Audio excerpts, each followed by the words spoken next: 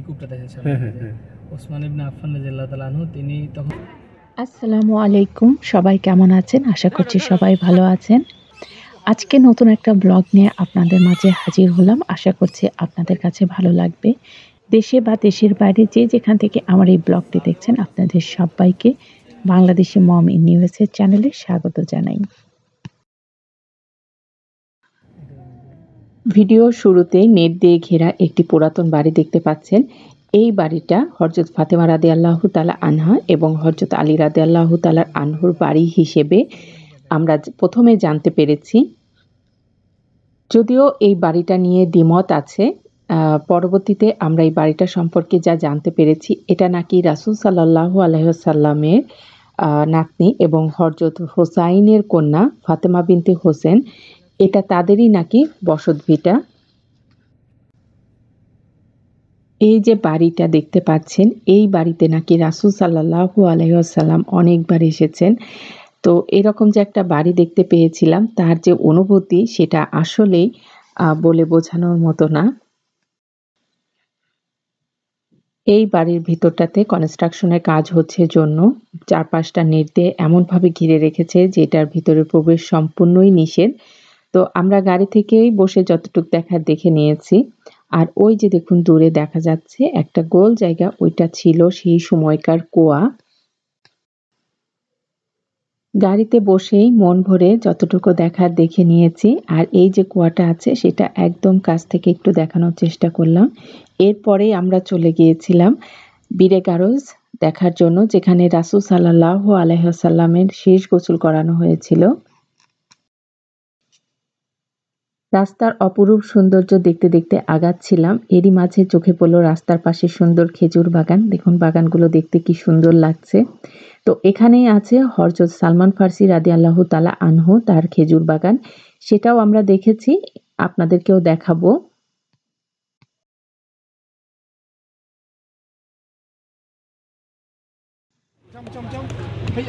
এখন আমরা চলে এসেছি যেখানে রাসূল সাল্লাল্লাহু আলাইহি ওয়াসাল্লামের শেষ গোসল করানো হয়েছিল সেই জায়গাটা। এই জায়গাটার নাম বীরে গারোজ। এখন যে জায়গাটা দেখতে পাচ্ছেন এটাই সেই কূপ। তো এই কূপ নিয়েই রাসূল সাল্লাল্লাহু আলাইহি ওয়াসাল্লাম একদিন স্বপ্ন দেখেন যে তিনি বেহেশতের একটা কূপের পানি পান করছেন। তারপরে তিনি এই কূপের কাছে এসে এই কূপের পানি পান করেন। তাহলে বুঝতেই পারছেন এই কূপটা কতটা মর্তবাপূর্ণ একটি কূপ। এই কূপটার চারপাশটা একদম নেট দিয়ে ঘিরে রাখা, তো ভিতরে যেয়ে দেখার কোনো সুযোগ নেই। তো যতটুকু পেরেছি একদম কাছ থেকে আপনাদের দেখানোর চেষ্টা করেছি। এই যে দেখুন কূপটা দেখতে কাছ থেকে এমনটা। এই যে কূপটা দেখতে পাচ্ছেন, এই কূপেরই সাতঘরা পানি দিয়ে রাসূল সাল্লাল্লাহু আলাইহি ওয়াসাল্লামের শেষ গোসল করানো হয়েছিল। এই যে ঘরের মতো একটি জায়গা দেখতে পাচ্ছেন যেখানে অনেক লোক ভিড় করে দাঁড়িয়ে আছে। এই ঘরের মধ্যে থেকেই এই কূপের পানি বোতলে ভরে নিচ্ছে সবাই।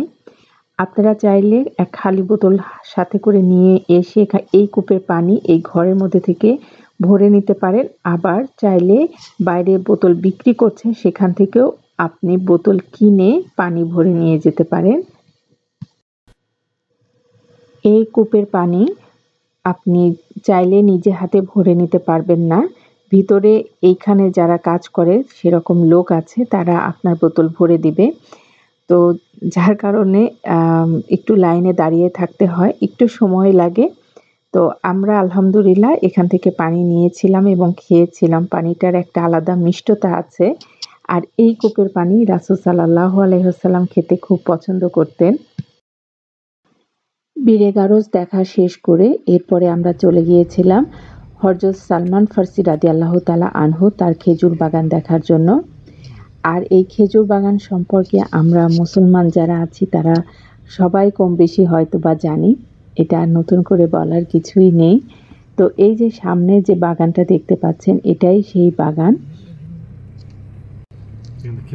এই খেজুর বাগানটা বীরে গারোজ থেকে আসতে খুব বেশি সময় লাগে না, অল্প সময়ই লাগে এই খেজুর বাগানটাতে আসতে। আর বাগানটা দেখুন কি বিশাল বাগান। যদিও আমরা বাগানের ভিতরে বেশিক্ষণ থাকিনি, কারণ আমরা যে সময়টাতে গিয়েছিলাম ওই সময় তো আর গাছে খেজুর ছিল না। এমনি গাড়িতে বসে যতটুকু দেখার দেখেছি। খেজুর বাগান দেখা শেষ করে এরপরে আমরা চলে এসেছিলাম একটা পাখির চিড়িয়াখানা দেখার জন্য। ওই যে দূরে ২ টা মিনার দেখতে পাচ্ছেন, ওইটা কুবা মসজিদ। কুবা মসজিদের ঠিক উল্টা পাশেই এই চিড়িয়াখানাটা। এখন যে পাশটা দেখতে পাচ্ছেন এটা চিড়িয়াখানার বাইরের অংশ। আর বাইরে থেকেই কিন্তু বোঝা যাচ্ছে এই চিড়িয়াখানার মধ্যে অনেক, অনেক খেজুর গাছ আছে। তো এখন চিড়িয়াখানার ভিতরে প্রবেশ করে আপনাদেরকে দেখাচ্ছি কেমনটা। তো চিড়িয়াখানায় ঢুকতেই হাতের বাম পাশে দেখলাম অনেকগুলো মিরর দাঁড় করিয়ে রেখেছে। এই যে দেখুন কত, কত মিরর ওরা এখানে দাঁড় করিয়ে রেখেছে। আর ঢোকার পরে সবকিছু একদম ন্যাচারাল মনে হচ্ছিল। খুব বেশি যে আহামরি করে রেখেছে তা কিছু না। সিম্পলের মধ্যে বেশ ভালো লেগেছিল আমাদের কাছে এই চিড়িয়াখানাটা ঘুরতে। যে রাস্তাটা ধরে আমরা হেঁটে আগাচ্ছিলাম, রাস্তার দুপাশে দেখলাম সুন্দর বসার ব্যবস্থা করে রেখেছে। এখানে কিন্তু বসে একটু জিরিয়ে নেওয়া যেতেই পারে। কারণ এই চিড়িয়াখানাটার মধ্যে দেখলাম অনেক, অনেক খেজুর গাছ আছে। আর খেজুর গাছের একটা যে ছায়া পড়েছে তার জন্য মিষ্টি একটা ঠান্ডা এখানে অনুভব হচ্ছিল। এতক্ষণ তো বাইরেটা ঘোরাঘুরি করে দেখছিলাম যে জায়গাটা কেমন। তো এখন যাচ্ছি যেখানে পাখিগুলো রাখা আছে সেইখানটাতে। আর সামনেই এই যে দেখতে পাচ্ছেন সুন্দর করে নেট দিয়ে ঘিরে রেখেছে। তো এই জায়গাটাতেই সবগুলো পাখি রাখা আছে।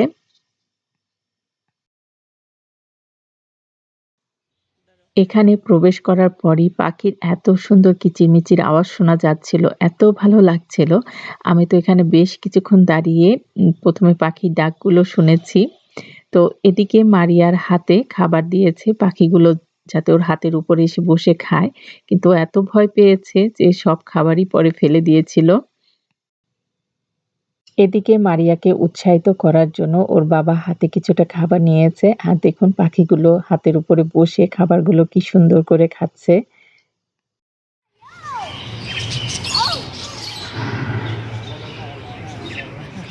ভালো লাগছে।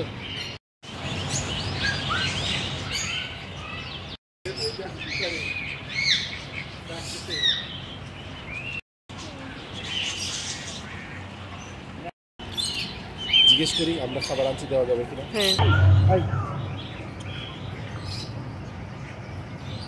তোমার হাতে না। আমার হাতেও কিছুটা খাবার নিয়েছিলাম আর পাখিগুলো এসে এত সুন্দর করে খাচ্ছিল, খুব ভালো লাগছিল। এই পাশটাতে বৃষ্টির মতো পড়ছে, পানি উপর থেকে দেখে মনে হচ্ছে জানি বৃষ্টিই হচ্ছে সেরকম একটা আবহাওয়া এখানে বানিয়ে রেখেছে।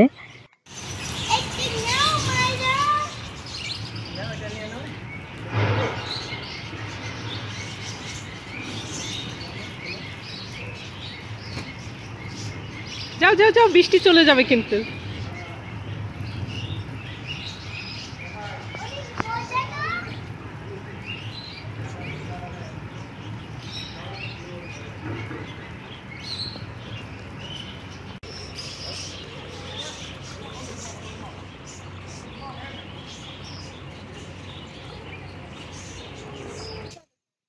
এখানে বেশ কিছু খরগোশ ছিল। তো মাইরা মারিয়া খরগোশগুলো ধরতে চাচ্ছিল কিন্তু ওরা ভীষণই ভয় পাচ্ছিল।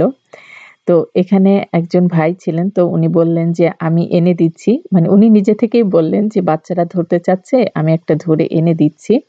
তো একটা এনেছে একদম বাচ্চা একটা খরগোশ। তো দেখুন কি কিউট খরগোশটা। আমরা এখানে অনেকটা সময় কাটিয়েছি। পাখিগুলোকে ধরেছি, পাখিগুলোকে খেতে দিয়েছি। কিন্তু মাইরা একটা বারের জন্য পাখি ধরেনি। কারণ ও পাখি দেখে খুব ভয় পায়। তো পরে খরগোশটা এনে একটু যা ধরেছে, তারপরও পুরাটা ধরেনি। একদম উপর দিয়ে একটু আদর করছিল খরগোশটার। আসলে ধরেছে মারিয়ার। দেখুন মারিয়ার মাশাআল্লাহ সাহস আছে। ও পাখিগুলোও ধরেছে, আবার এদিকে খরগোশটাও নিয়েও আদর করছিল।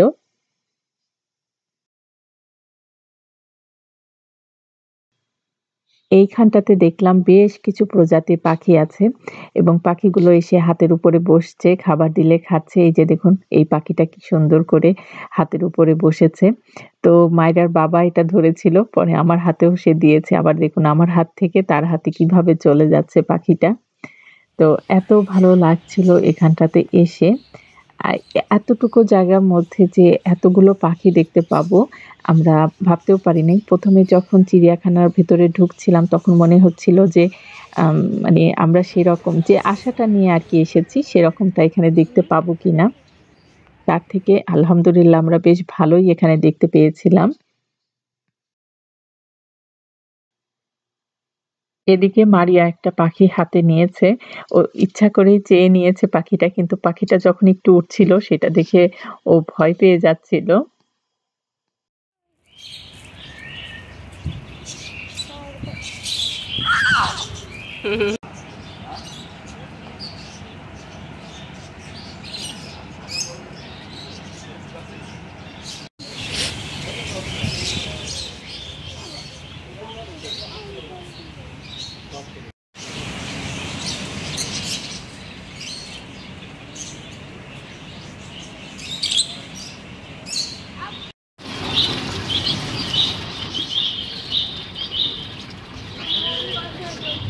এই যে টাটু এই যে দেখুন এখানে একটা কচ্ছপেরও দেখা মিলে গেল।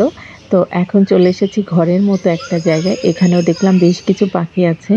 আর এই যে পাখিগুলো দেখছি এই সব পাখিরই যে নাম সেগুলো বাইরে লেখা আছে। কিন্তু এই পাখিগুলোর নাম আমার মনে নাই কোনটা কোন পাখি। কিছু, কিছু মনে থাকলেও বেশিরভাগ আমি ভুলে গিয়েছি। তো দেখুন পাখিগুলো কি সুন্দর লাগছে।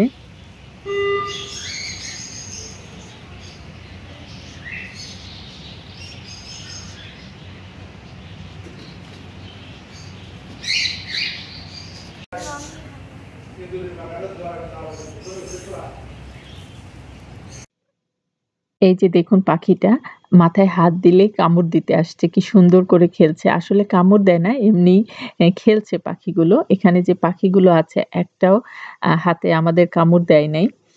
আর এখন দেখুন হাতে খাবার দিয়েছি আর কত, কত পাখি এসে খাচ্ছিল খাবারগুলো। এদিকে মারিয়ার অবস্থাটা দেখুন, সুযোগ পেলেই যে পাখি ধরার চেষ্টা করছে, আবার ভয়ও পাচ্ছে। মায়েরা একবারের জন্য এখন পর্যন্ত পাখি ধরেনি। তো এই পাখিটা আবার আমি আমার হাতে নিয়ে নিয়েছি এবং ধরে এত ভালো লাগছিল। এই পাশটাতে দেখতে পেলাম পেঁচা। আমরা যখন তাইপের জুতে গিয়েছিলাম সেখানে যেয়েও কিন্তু অনেক পেঁচা দেখেছিলাম এবং অনেক বড়, বড় পেঁচা আবার এখানটাতেও দেখতে পেলাম। আমরা এখন বাইরের দিকটাতে চলে এসেছি। এরপরে আমরা চলে গিয়েছিলাম হোটেলে। তবে সবকিছু ঘোরাঘুরি করে দেখার পরে আমাদের কাছে এই চিড়িয়াখানাটা ভালো লেগেছে। দেখতে এসেছিলাম পাখি এবং অনেক রকমেরই পাখি দেখেছি। আমাদের মন একদম ভরে গিয়েছিল। এত সুন্দর সব পাখি আমরা দেখতে পেয়েছিলাম। আমরা হোটেলে পৌঁছে রেস্ট নিয়ে খাওয়া-দাওয়া করে সন্ধ্যার পরে বের হয়েছিলাম কেনাকাটা করতে। আর ওই যে দেখুন দূরে সবুজ লাইট দেখা যাচ্ছে, ওইটা হচ্ছে বেলাল মসজিদ। ওই জায়গাটাতে এখন আমরা কেনাকাটা করতে যাব। আর এই যে দেখুন রাতের মদিনা শহর, বড়, বড় উঁচু, উঁচু সব বিল্ডিং এগুলো সবই হোটেল।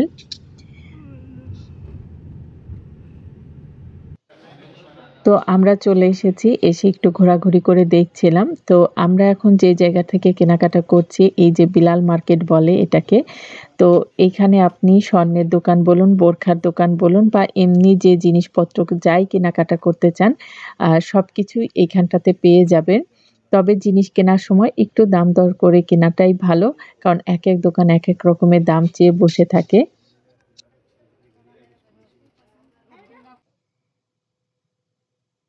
এখানে মাইরা আর মারিয়ার জন্য ২ টা জায়নামাজ নেওয়া হয়েছে।